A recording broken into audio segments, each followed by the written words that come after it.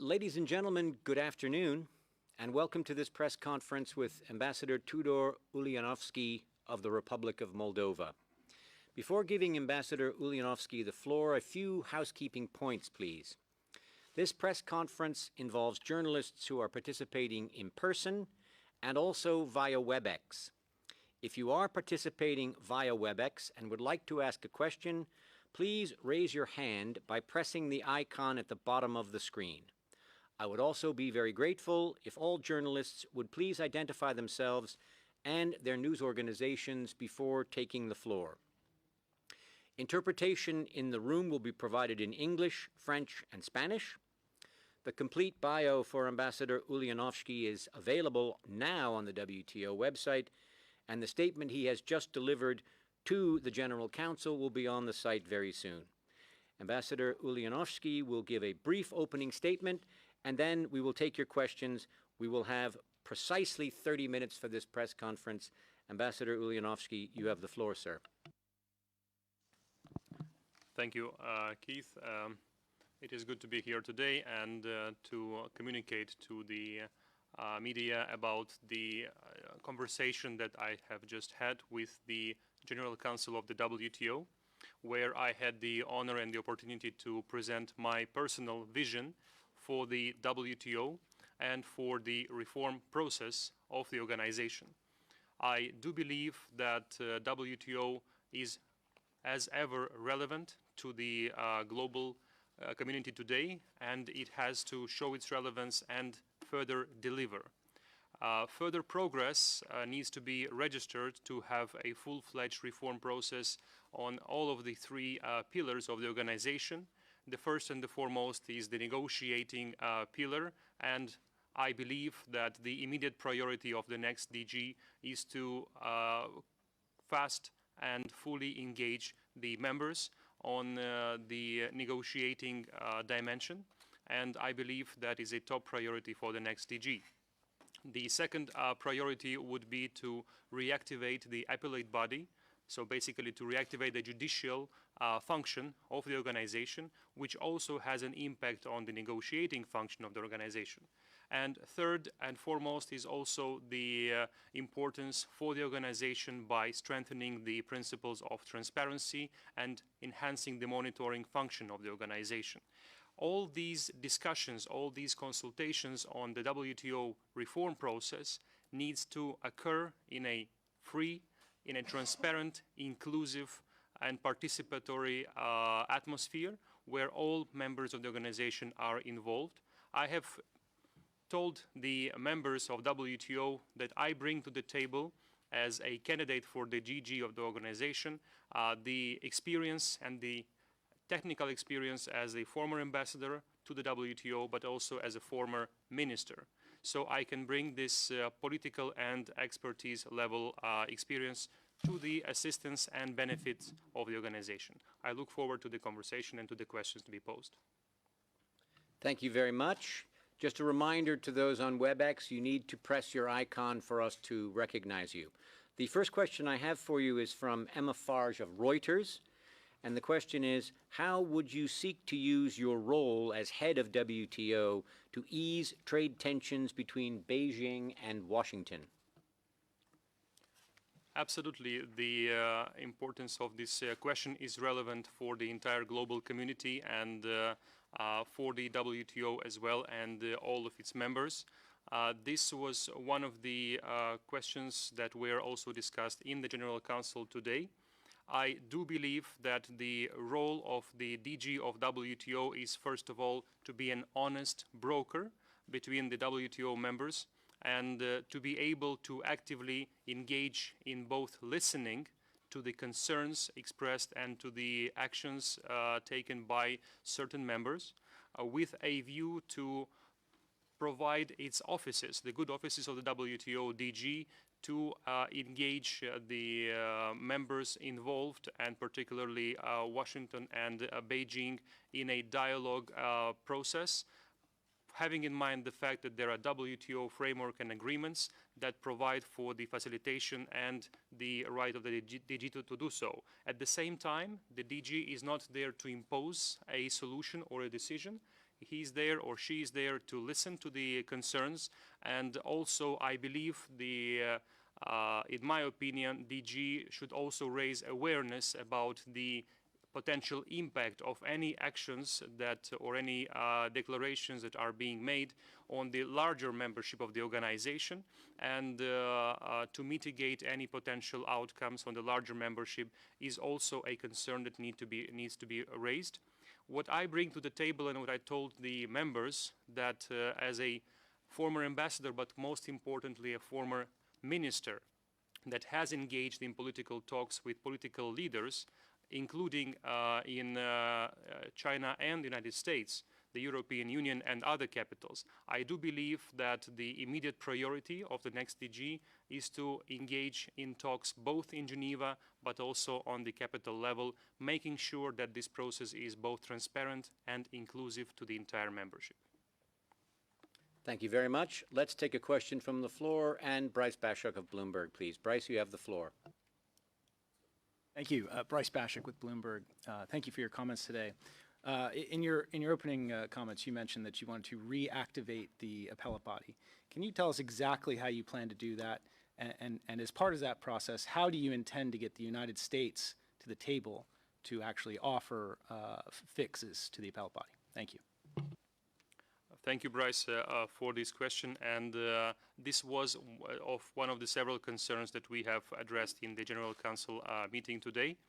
I am fully aware of various proposals put on the table by different members with regards to the reinvigorating the appellate body and to find a solution from the impasse that it is today. I believe that on the fundamentals of the existence of the dispute settlement system and mechanism of the organization, all the members agree on the fundamentals. And this is, I believe, a good start to building confidence and to for the next DG to start making effort to identify common points of interest. Now, with regards to the application of the DSS, of the dispute settlement system, and the mandate of the appellate body particularly, there are several specific concerns that were expressed by the US delegation and several other delegations as well. I believe that the role of the DG would be to provide that good environment that these concerns are being discussed and or addressed. On one hand, the impasse of the appellate body also affects the judicial but also the negotiating arm of WTO. That has an impact on the larger membership. So I believe that a solution needs to be found. The extent of the solution and the parameters of the solution would need to be identified among the members themselves. At this point, there have been expressed all the major concerns. So all the proposals are on the table. Now it is the next step is to address them. And I believe that the DG's role is also to help members get together and agree on how to agree on the principles and mechanisms on engagement on how to address this problem, because this is one of the pillars of WTO, and further discussions need to take place. I do believe that a common understanding on how to move forward is identified as fast as possible, ideally before or at the next ministerial conference next year in Kazakhstan. Thank you very much. Let's take a question now from WebEx. Let's ask Ayana Dreyer from Borderlex to take the floor. Ayana, you have the floor, please. Hello, Yana Dreyer from Borderlex. Ambassador Ujanovsky, Minister. I have a question. You are the youngest candidate in the list. You have a lot of experience. I was wondering, however, there is so much pressure, political pressure, especially given the tensions we've mentioned, on the DG to take action from big powers. There's been some stories on the WTO Secretariat. My question is really, how do you intend to withstand all the big power political pressures as someone who is young and at the same time also from a very small country? So might not have yeah, that's it. Thank you. Thank you for the question. And just to clarify, today I speak in my personal capacity, not in my country capacity. And I believe that the major criteria in identifying the next Director General of the organization should be competence and experience and professional background. And here is where I believe that I bring to the table the experience at the ambassadorial level, but also, as you have rightly pointed out, the next DG should have, in my opinion, a political experience in addressing and having talks with political leaders in major capitals of the world, while also having political contacts and networking.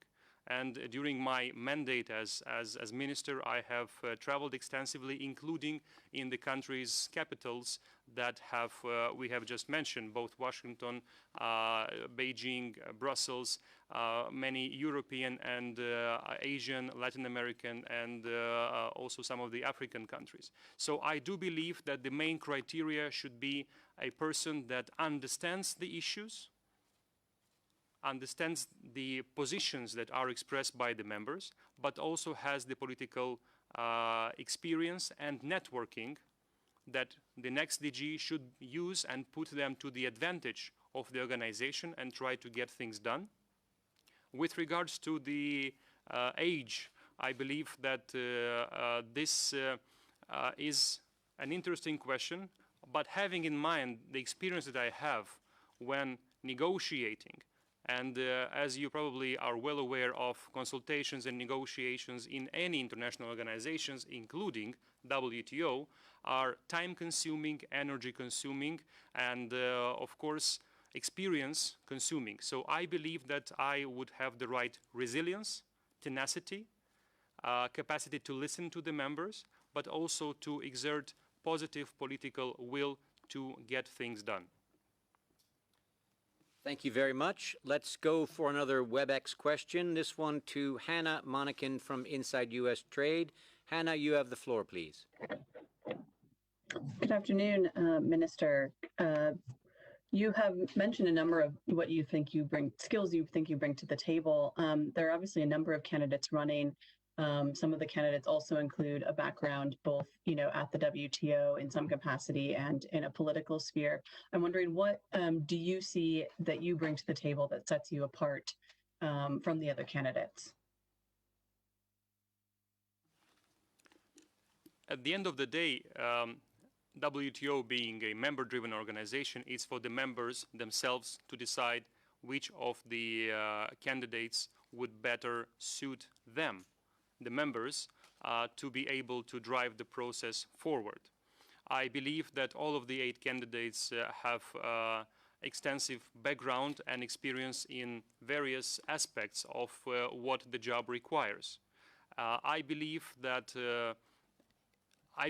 everyone can be great because everyone can serve the interests of the organization, can serve the interests of the multilateral trading system, and can serve the people that the members are representing in this organization. And from that point of view, I believe that my political experience, my ambassadorial technical experience, but also knowledge of the WTO Secretariat and the way the WTO operates from inside is a good 3D approach that will allow me to be of use to the organization and to benefit the members. Thank you very much. We have a question submitted from Sumaya Keynes of The Economist. The question is, do you think that the dispute settlement system requires reform beyond the reinstatement of the appellate body? If so, how, when do you think that will happen? As I have mentioned, that the current impasse of the appellate body is also a reflection of a larger problem of the judicial function of the organization. However, I do not believe at this point that the members are asking for a total redrafting of the dispute settlement understanding and of the DSU. On that note, I believe that's a good foundation to continue discussions. And I believe that targeted approach on the issues of the mandate of the appellate body, on the decisions, on the timing, on the technical issues that have been raised by certain delegations, this is a good starting point and a good approach. Because if you have a large approach without a systemic, holistic, step-by-step action focusing on the issues that have been raised, then it's a road to nowhere. We have to focus on the particular issues that have been raised. They have been raised for certain reasons. And as well, some members can and make use of the existing system to create temporary formats based on various articles of the DSU. However, the core issue and the core principle should be always targeted by the next DG, working with the members to address the appellate body concerns, but not the fundamentals of the entire system. Thank you very much. We have a question from Kentaro Sugino of the Yomiuri Shimbun. Kentaro, you have the floor, please. Thank you, Ambassador. Hello, my name is Ken. I'm from the Japanese newspaper Yomiuri. Can you hear me? Okay, thank you. I'd like to ask about the current COVID-19 crisis. Can you please share us your thoughts on how this crisis would impact the WTO and the trade policies? Thank you. Thank you so much for this question. And of course, I believe that COVID-19 has been and is a wake-up call to the WTO and its members, and the negative impact of COVID-19 to the members' economic development process and economic growth has been severe. At the same time, some members have taken the action to secure the food and medical supply chains active. And I believe that the actions that have been taken have been notified to the Secretariat in a commendable manner.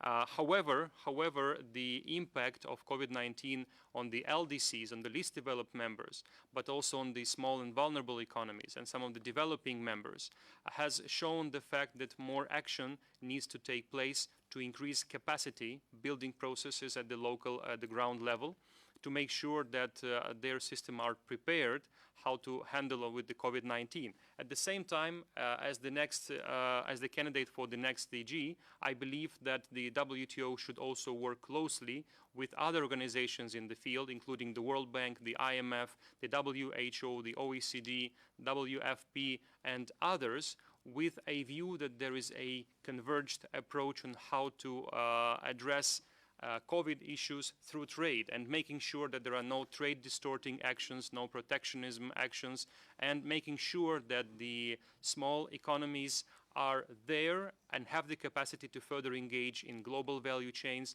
and to further integrate into the multilateral trading system.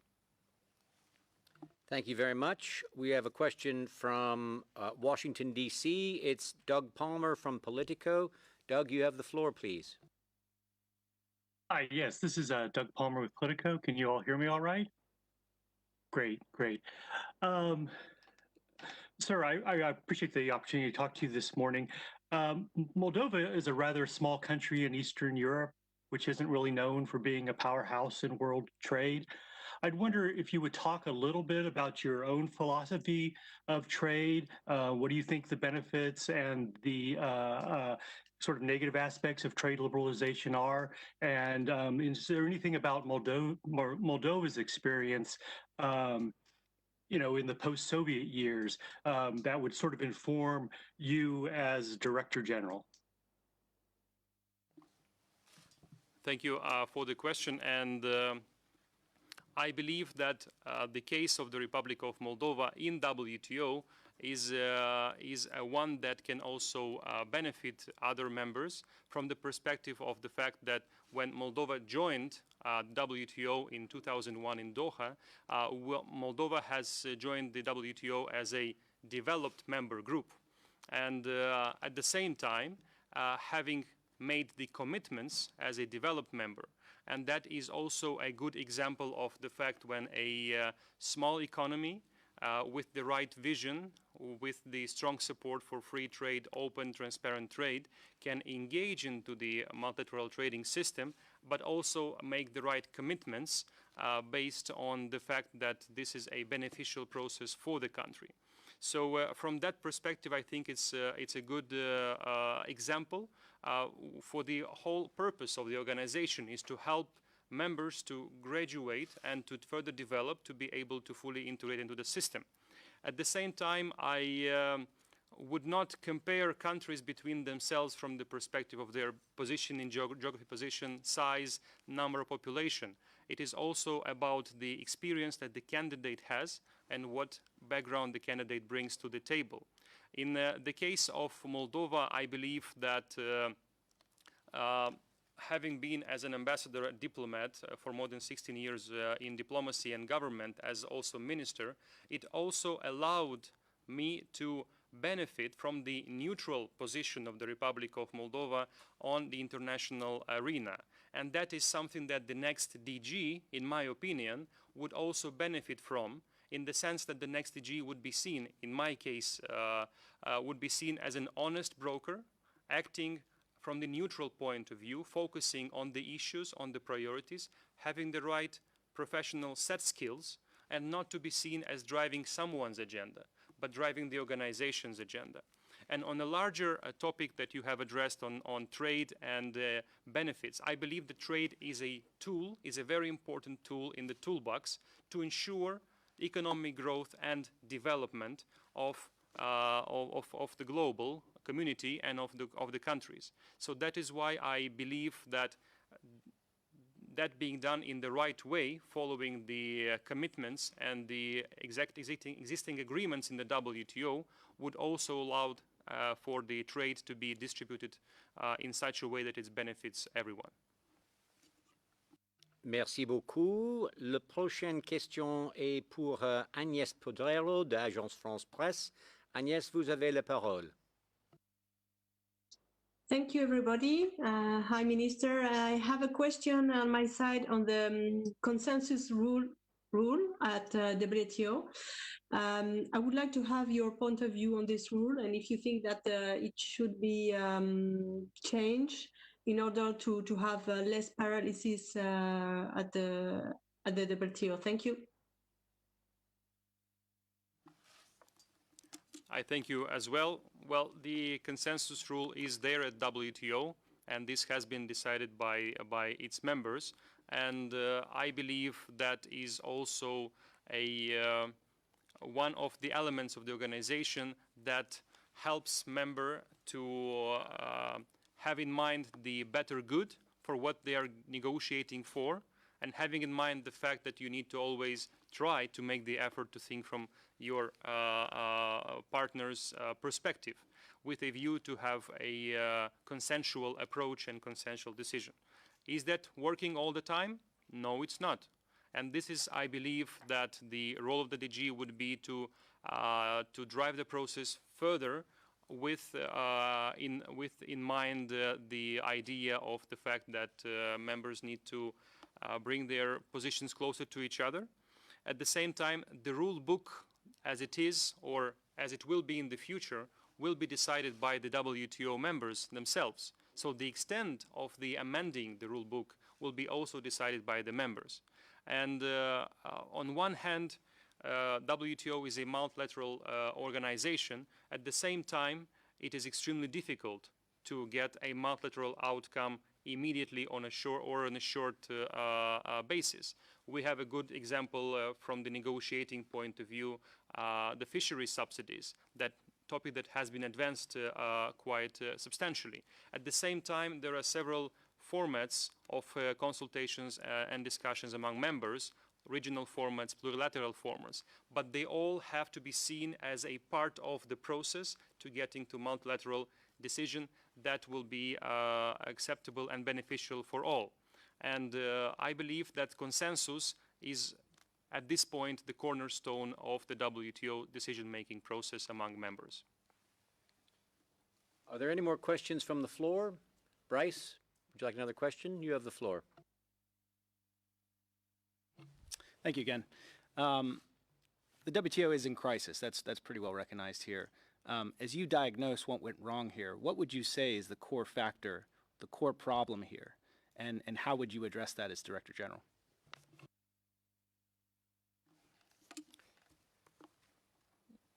The question is also an existential question of the WTO. I would not call it a Hamiltonian question, but it's an existential question of the organization, a large organization with 164 members.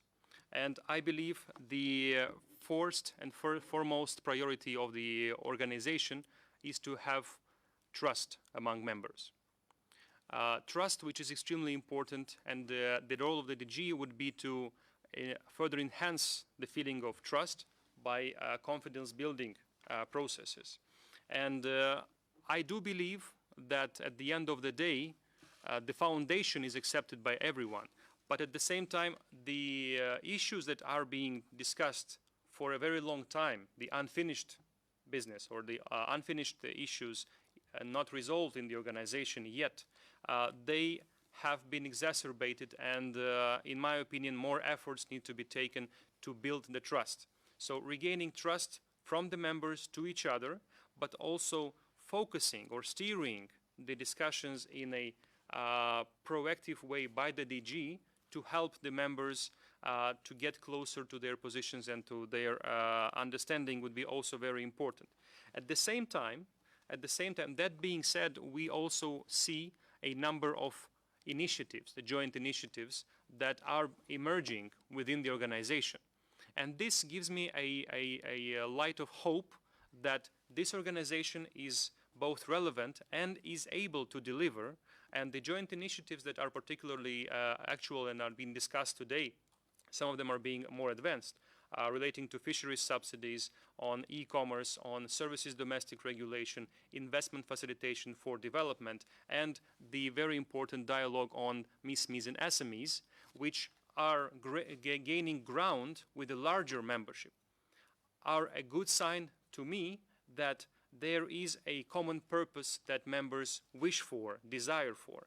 However, the role of the DG would be to drive the process in the sense of listening and discussing with members and scoring, because at the end of the day, the organization needs to deliver, needs to have some of the small incremental gains to rebuild trust, to resume the negotiating function of the organization, and then, in parallel, put members together so they can come out with a larger, wholesome, holistic, systemic vision for the larger reform process of the organization.